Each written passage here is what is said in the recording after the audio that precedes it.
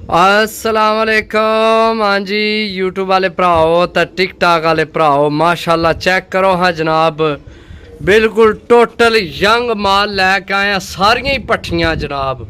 मेरा नहीं ख्याल कोई बिच पट्ठा होसी, सारियां ही पट्ठियां जनाब माशाल्लाह।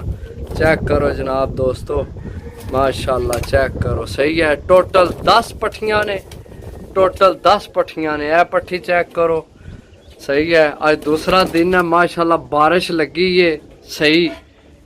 ए चेक करो, हूँ भी मौसम चेक करो, सारा हूँ धोता वा सारा। ए चेक करो जनाब, मौसम चेक करो। ए हूँ थोड़ी जी हल्की फुल्की बारिश रुकी है, तो मैं भरावां की जनाब वीडियो बना के दईए। टोटल पट्ठियां ने, तो ए चेक करो बखी तू, बिल्कुल नवे परां विच भी ने, सही है। बिल्कुल तैयार भी ने, ਜਿਹੜੀ ਤੁਸੀਂ ਹੁਣ ਵੀ ਡਾ ਸਕਦੇ ਹੋ, ਅੱਗੋਂ ਵੀ ਤੁਹਾਡੇ ਕੰਮ ਆ ਸਕਦਾ। ਤਾਂ ਕਿ ਬਿਲਕੁਲ ਇਹ ਪੱਠੀ ਵੀ ਚੈੱਕ ਕਰੋ। ਇਹ ਜਨਾਬ ਟੈਡੀ ਸਲਾਰੀ ਟੈਡੀ ਮਾਸ਼ਾਅੱਲਾ ਬੜੀ ਤਗੜੀ ਪੱਠੀ ਹੈ ਹਲੀ, ਸਹੀ ਹੈ। ਇਹ ਕਾਂਟਿਆਂ ਵਾਲੇ ਟੈਡੀ ਨੇ, ਇਹ ਗੋਲਡਨ ਪੱਠੀ ਹੈ। ਇਹ ਵੀ ਜਨਾਬ ਬਿਲਕੁਲ ਤਿਆਰ ਹੈ, ਸਾਰਾ ਹੈ ਨਵੇਂ ਪਰਾਂ ਵਿੱਚ, ਸਹੀ ਹੈ। ਇਹ ਇੱਕ ਪੱਠੀ ਜਿਹੜੀ ਹੈ ਕੋਈ ਕੰਨੀਆਂ ਵਿੱਚ ਵੀ ਹੈ ਨੇ। ਇਹ ਲੱਖੀ ਜਿਹੜੀ ਹੈ ਇਹ 6ਵੀਂ ਕੰਨੀ ਵਿੱਚ ਹੈ। ए मेरे ख्याल 5वीं कन्नी विच, कोई कन्नियां विच ने, कुछ जनाब बिल्कुल यंग माल है। पट्ठियां पट्ठे ने दोस्तों। और आवाज़ पता नहीं साफ आ रही है यानी, क्योंकि हवा भी बहुत तेज़ चल रही है, सही है। ए भी बिल्कुल तैयार है नवे परां विच माशाल्लाह। चेक करो पट्ठी तुसी जनाब, सही है। ज़्यादा विच है ही पट्ठियां ने। ए भी पट्ठी है, सही है।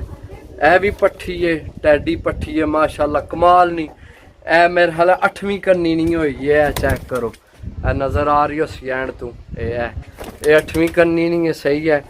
बाकी जनाब तो एक एक दो करके फिर चेक कराने। वो पट्ठी चेक करो, ए भी नवे परां विच है, सही है।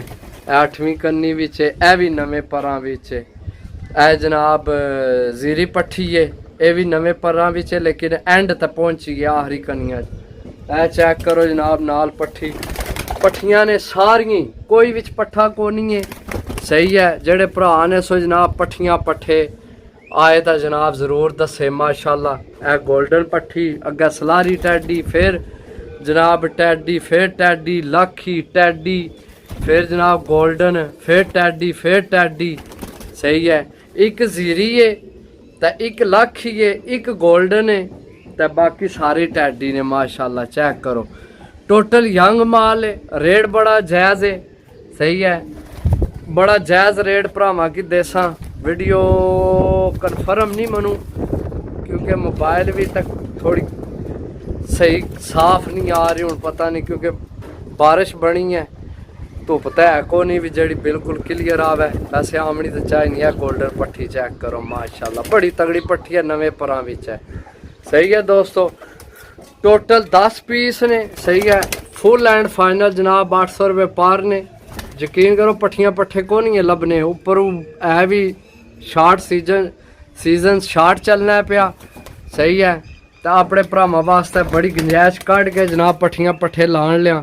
पट्ठे तो खैर मूँह चो निकल जाने बार बार, पट्ठे को नहीं, सारियां पट्ठियां ही ने। टोटल 10 पट्ठियां ने। अगर बाई चांस कोई पट्ठा निकलिया तो निकल सी, वैसे है पट्ठियां ने सारियां।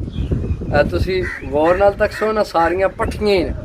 ए भी पट्ठी है, ए भी पट्ठी है, ए भी पट्ठी है, ए भी पट्ठी है, ए भी पट्ठी है, ए भी कन्फर्म पट्ठी है, ए भी पट्ठी है।